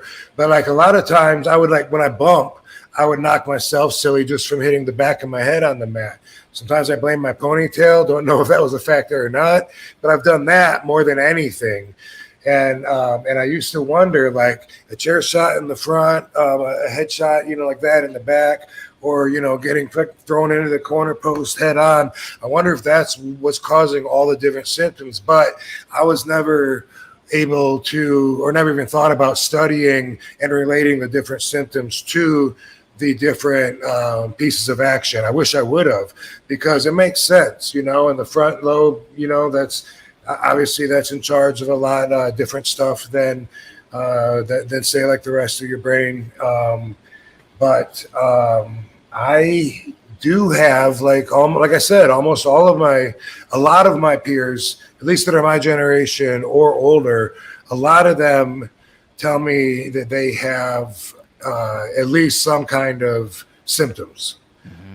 Yeah, I could imagine. A lot of them mistakenly think it's CTE because they don't understand what CTE is.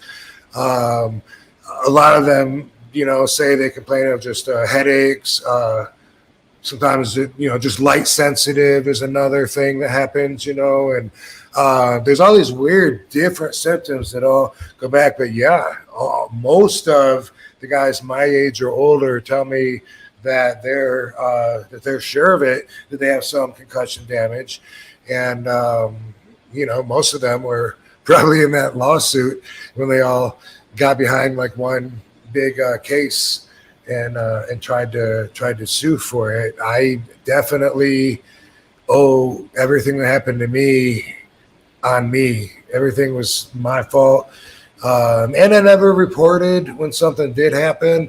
That's something that like now, we were talking before about how like the show is changing more to a production where the fans are there to have fun. They know their cues.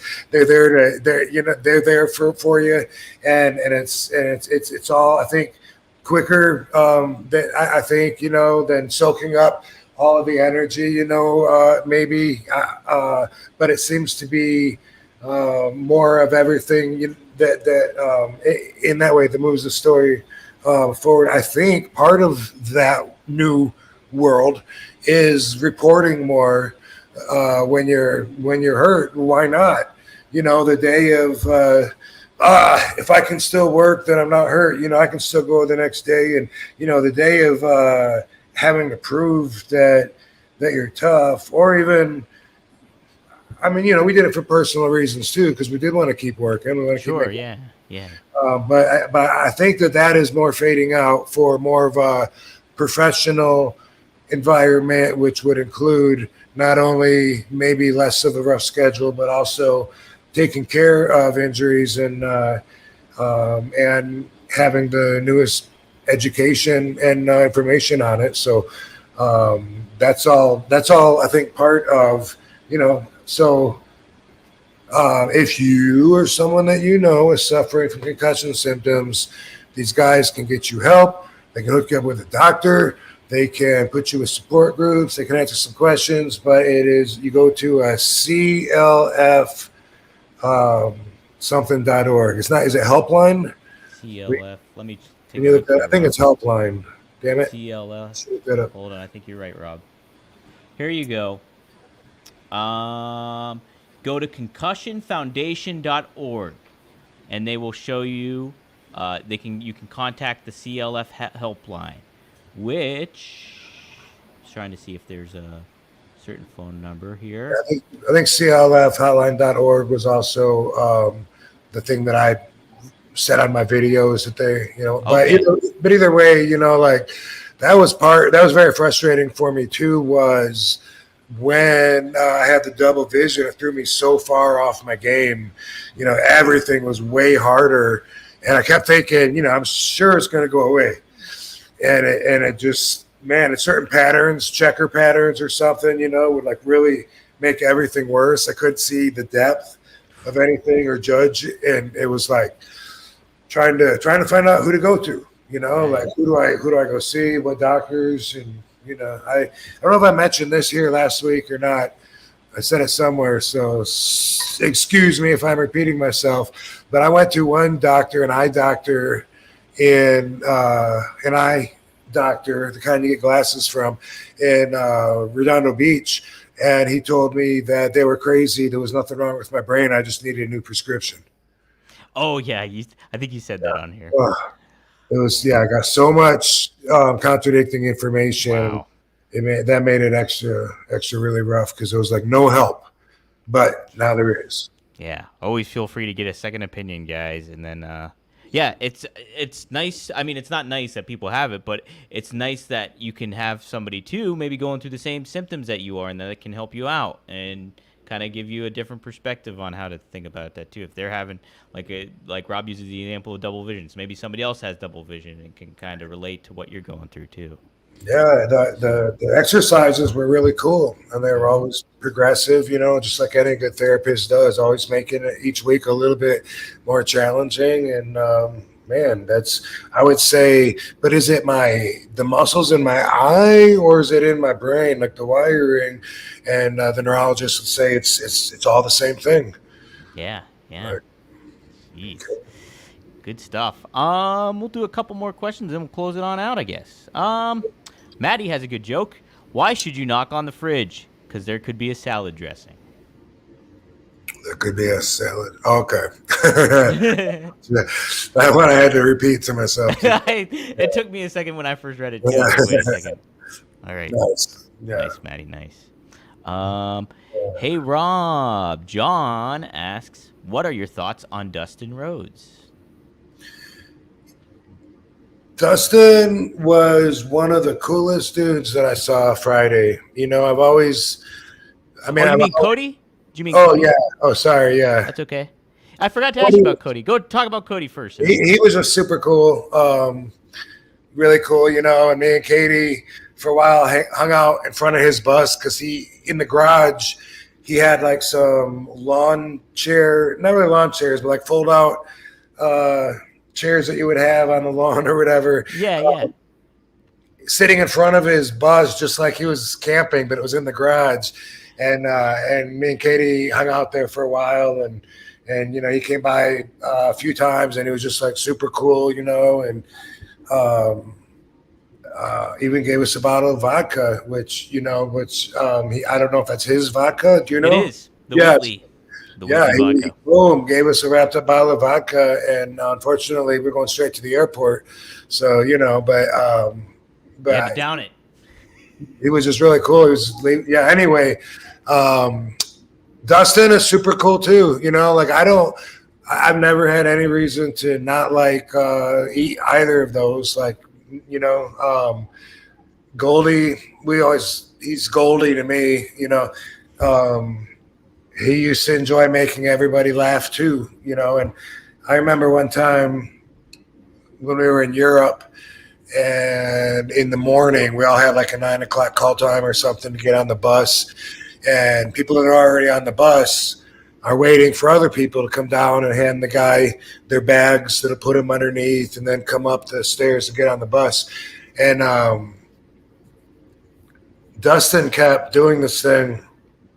And he would also do it with people walking by that weren't wrestlers. That was funny too, just people that if they happened to be pedestrians, but he would be at the top of the steps, and when somebody was coming, he would take his bottle of water and put it in his mouth, and he'd go out there, and like somebody would be walking, and he'd like act like he was sick and like he's gonna throw up like right in front of him, and they'd be trying to go around him, and he would like go that way, and then he'd go, he would spit the water up, and people would be like, oh, they'd be freaking out. It was just entertaining everybody on the bus. And when I came down, I no-sold it. And I came down and he spit, and I just looked at, I kept on walking and no-sold got on the bus. And then I remember that Sean Stasiak said that when I went by, somebody just spoke for me and just said that I went cool. Like that was my reaction was just looking at it cool. I can't remember who Sean said that, but maybe he said it. But anyway, I remember him singing on the airplane ride from hell when he was singing to his soon-to-be ex. Possibly ex, yeah. Mm-hmm. Yeah. Yeah, I mean, it was just the boys. I mean, it sounds weird. They would get on. It was weird, but it wasn't like it was a public airplane, and he was like asking to have her back. But it was awkward in that way, though, even on our private airplane, because he was singing about wanting her back and missing her, and I think she was maybe with another dude. So that was weird. Yeah, I don't know. I don't know all the details of that, but. I thought though, like, ouch! Like this, he got some pain in his heart. Yeah, that's a tough thing. That's a tough thing, especially if you're going through a lot of stuff and everything, But both those guys are great. Like, but also he didn't mind being silly and didn't mind, putting himself on the spot. So it's not, I don't think his intentions were anything more than being entertaining when he did that. Oh, okay, yeah. Good. I mean, being a shoot entertaining. Yeah. Yeah, for sure. No, and wanting to entertain her, maybe. Maybe that too. Yeah. Mm-hmm.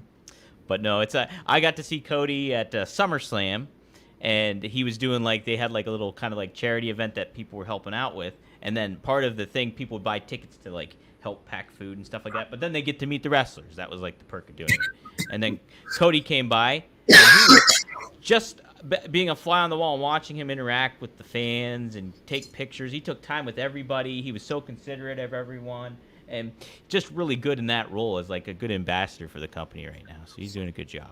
One more thing I'll say about the vibe, and it's because Cody definitely, was part of that vibe. Mm-hmm. In general, I hung out in the catering quite a bit, saw a lot of the wrestlers and shit. And in general, the boys don't look so tired anymore. They look legitimately happy to be there, happy to be part of something, having fun. And, it used to be a different kind of vibe of a long, drawn out day of tired people trying to get to the end of the day. And it didn't ring true to that so much this time. And, I've heard a lot of people tell me like, oh, you just got to see how it's changed. But I got to say, they wasn't lying. It wasn't lying. Yeah, looks. You can tell by a lot of the faces of people, like the wrestlers that are there. They seem like they're always happy to be there, and they always make day. It's like it's a good. You feel that energy, Rob. I mean, you definitely feel it. I think even as a fan. So, good stuff. Good stuff. Well, I'll ask this too. In comparison to AEW, was there stuff that you did like about AEW that they did differently than what WWE did, or how is that balance of it? Because you said the locker room is pretty laid back there too, for the most. You asked, what is the question? You said what now? how's the vibe in comparison with AEW? Still has a good vibe, right? It's just kind of different. Is that kind of how you were getting? Because you touched upon that earlier. I just wanted to follow up with it, like the vibe of AEW in comparison. I would say that both dressing rooms had, and not just the dressing rooms, but that's using that term to describe all of the players. Yeah. But I would say that overall, it seemed to me like more of a happy and having fun vibe in both places, as opposed to like I was saying, the tired, long, drawn out days. Because and maybe that's maybe and probably it might be a reflection of the schedule. I really don't know how they've changed, if they have yet, or if they're going to, or what the deal is. But I remember, by the time we were at TV, we'd already flown somewhere Monday from home. Friday from home, and landed somewhere, rented a car, maybe got a hotel, or maybe straight to the arena, and then back to the airport to turn your car in to fly again Saturday, you know what I mean? And then boom, come back. Maybe you drive, otherwise you fly again Sunday. And then same thing, by the time Monday night TV comes around and you got to be in the building at noon or 1, boom, we would if you're on the East Coast, but we would come into Monday Night Raw, and man, a lot of us, we were already like so tired because it could have been hundreds of miles of driving. Flying always wears me out. And anyway, a lot of that would lead into the image that you're putting out there on Monday Night TV. Maybe you had a long Sunday pay-per-view too, and then Tuesday SmackDown. So just that's something with wrestling, though. You get warmed up. Like I've always said, I haven't had a run in years where I've had a chance to warm up. They're always just one-offs.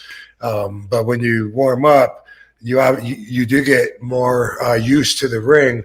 But also, with those the house shows, you usually don't have to be there till 5 or something like that, as opposed to noon or 1. So those days aren't as long. And what else was I going to say? Boom, house shows, and then TV. Oh, I was just going to say, All Japan was the same way, because the big show, not Paul White, the biggest show of the whole tour was always at the Budokan in Tokyo. And it was always the last day of the run. And I used to wonder, like, why when we're banged up a little bit after a few weeks, we're all sore here and there and here and there, but at the same time, we were definitely the most in our groove because we were working consistently and into it. So I could see like both sides of it, but that's kind of always been like something with wrestling, at least as far as my career goes. Yeah. No, it's such a dynamic has changed. It's cool to see that it is an overall positive vibe across both major companies. Hear good things about TNA right now too, so that's really good to hear. So, yeah. Well, what's the Morse opening up a Maple Leaf Wrestling something? Yeah, that's right. I saw that too. Mm-hmm. Maybe a little travel up north. Hey. I Don't don't you know. know? You know, it's cool. More places for the boys to work. Is the way I look at it. Absolutely. Absolutely. Can't beat that. And for the fans. And for the fans, too. You know? All right. I guess that'll do it, Rob. Did you want to do RVDology or? Uh, yeah. You know what? I will talk about a question. We were gonna start answering questions from my YouTube page, which I still am, but right now we got demonetized and trying to figure that out. And so, like, if YouTube Chris isn't posting stuff, I don't know if I care or not. I mean, it's cool to keep it up, but at the same time, dealing with some BS. Anyway, I had two questions. Do I know what the other one was? No, I guess it doesn't really matter because I don't want to talk about both of them right now. But but one of the questions, and I don't have it pulled right now, so I can't tell you who it was or whatever. But I think that this is a good segue into leaving you with a little bit of perspective. So the YouTube comment, it was in response to the video of me and a Mr. Scott Norton, which has gotten reposted for cheap ratings recently by my by my YouTube partners. Anyway, the comment to this said something like, it said, I've heard something about heard a lot of stories about almost fights, but not many actual fights. And I was like, like a thought or something. Mm-hmm. And the way I took that, which I'm not sure exactly, but the way I took that was for the intention behind it was like, RVD can bark, but can he bite? That's the way that's the way that I took it. And either way, even if he didn't mean that, which I feel like he did, I don't remember exactly the way it was worded, but that's the way that I took it. But either way, I just thought that was worth talking about because one, it made me laugh, but two, it also made me realize, like, having the outlet that I have, being professional wrestling and being able to entertain you by being that character, which is an extension of me. When I'm working, dude, I need your credibility or your beliefs in me. I need you to see me with credibility is what I'm trying to say. As long as you believe that I have a chance that I could beat One Man Gang or Bam Bam Bigelow or Tommy Dreamer or whatever, then boom, I got your support, and that's important in the ring.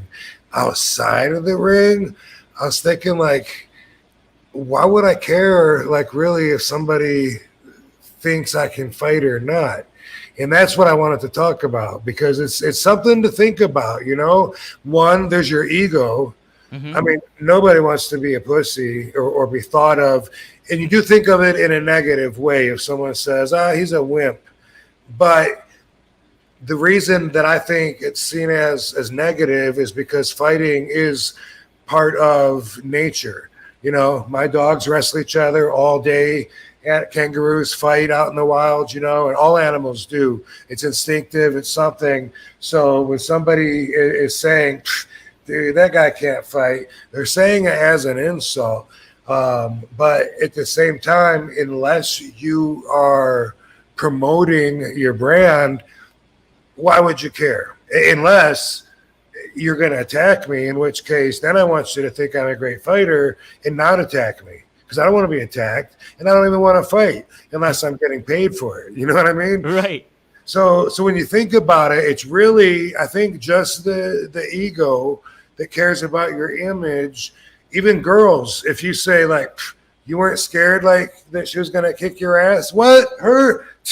I would kick her ass. I would, even girls. So it's not just a testosterone thing.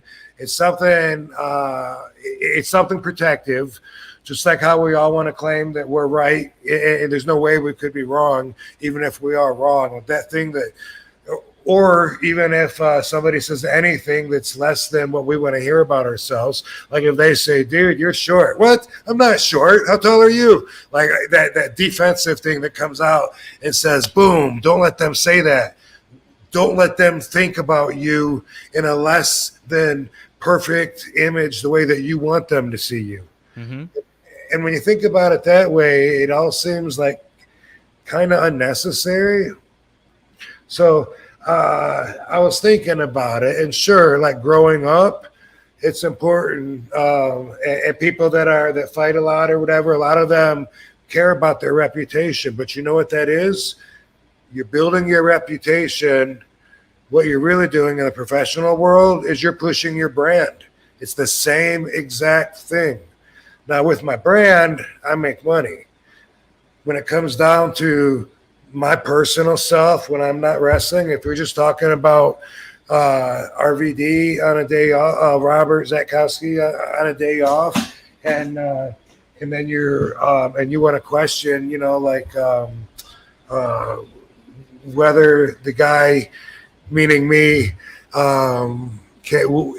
would get his ass beat, or if he can fight, or anything like that. One, I have no control over what other people think of me anyway, and you really don't. But two, I wouldn't care because my social reputation isn't as important as my brand. They're the same thing, except for brand, I make money. Reputation, nothing. What, get more challenges coming your way? That's what used to happen to the tough guys I remember in Battle Creek, like Troy Nesbitt and what was that other dude from Beetle Lake? Anyway, these guys were always fighting. And no, I certainly don't want to be known as one of those. That's a dangerous way to live as an adult for sure. And, people like that got to get locked up. You can't have people out on the street that are swinging every time they get a chance, left and right, and that's true. When it comes to deciding how you're going to behave, how you're going to respond when your ego is challenged. Like you grow up here, don't let anybody disrespect you or your family or your mama. Don't ever say anything bad about the dead. Don't ever let anybody ever. There's never a reason to put your hands on a woman. You get told all this stuff, and as I always say, when you're an adult, you have to reprogram yourself. You have to revisit these areas with the values that you're going to carry as an adult, for the rest of your life. They're always developing because your perspective changes, and that's always going to happen. That's a good thing, and it's necessary for balance. But reprogramming is important. I don't believe in absolutes. I can't say there's never a time for this, never a time for that. I can always come up with an exception if the conversation arises. But yeah, I just wanted to have the chance to talk about this from my perspective, to give you, the listeners, a chance to check yourselves. Some guys, like if they're say they're really small, they're little, and they know they would never fight. They're like, dude, I'm not a fighter, dude. Those are so few, at least in my world, over people that want everyone to think. And it's what road rage is. When people, boom, get in a crash and they come out screaming and shit, and like, what? Man, you better get in your car. I'm going to kick your ass. Oh, you ain't going to kick my ass. You better not put your hands on me. That's what I know. Everybody knows at that point that they're the best fighter, but really they want the other person to know because they're screaming at them, telling them how tough they are. And really, I don't think you need to do that if you're tough. If you get in the situation, you can handle yourself, then good. Good luck to you. But I always like to think about how much is directed from the ego and if that's a good thing or not.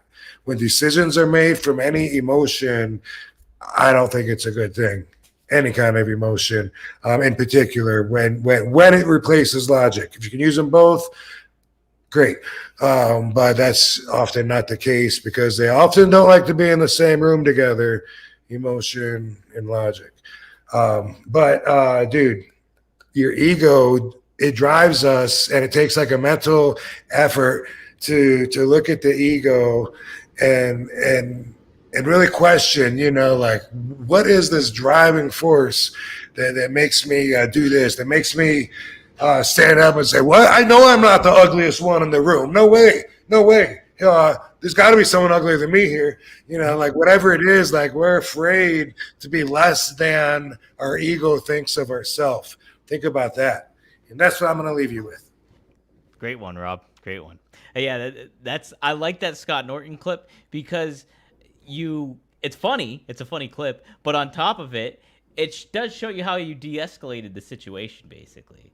Like, Scott flipped up his sunglasses, and you kept him on, and you were just like, you were straightforward with him about all that stuff. Like, dude, Scott, I don't know what you're talking about. You sound crazy right now. Yeah, the story will always say the exact same as many times as I tell it. And, I don't want to be known for someone that goes around fighting a lot. So I hope that, and I shouldn't be because I don't.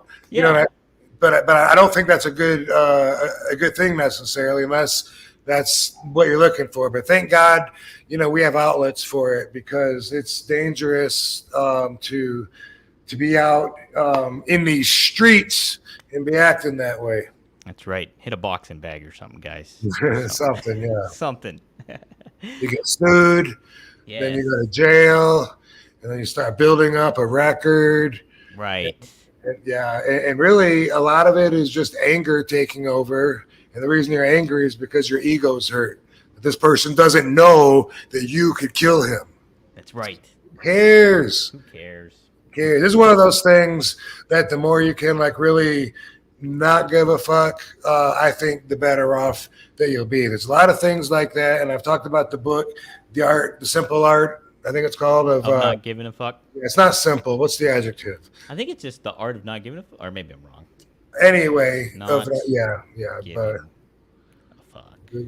There's an adjective in there. The subtle art of not giving a fuck. Yes, that's what I think you're right. Yeah. Yes, you're right. Mark Kerr, the wrestler. No, Mark somebody. But anyway, Mark Manson, thank you. I always recommend that if you haven't heard of it. There's even an audiobook on YouTube, and he just talks about it. And I think he makes a lot of sense. I agree with a lot of what he says, and a lot of stuff that we let drive us crazy really, it doesn't matter nearly as much as we make it out to be. And in martial arts, we learn perspective by panning out, and picturing through meditating ourselves from a bird's eye view that just kept getting higher and higher until we're looking at the whole planet and thinking, how important are my problems looking at this whole thing, let alone even like just the city.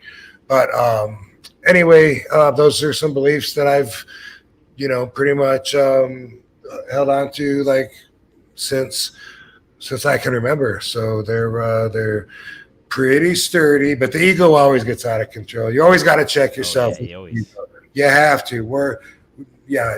Nobody's a perfect master of their ego, or else nothing would insult them. Nothing that shouldn't matter to them and their goal and their agenda, which for a lot of people is to get over in society, And if I didn't have a profession where I could differentiate and turn it on and turn it off, I believe I'd be subject to the same thing. Yeah, that's it. Always good to check your ego. It always is. You always be considerate. Is my ego kicking in? Is that what's going on? I got to be cognizant of that. I know that much.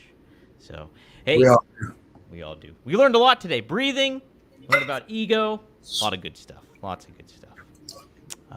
Cool, guys. Well, if you want some more RVD stuff, be sure to go to RobVanDam.com. You can get his rolling papers. Boom. Look at that. Scoop up some of them.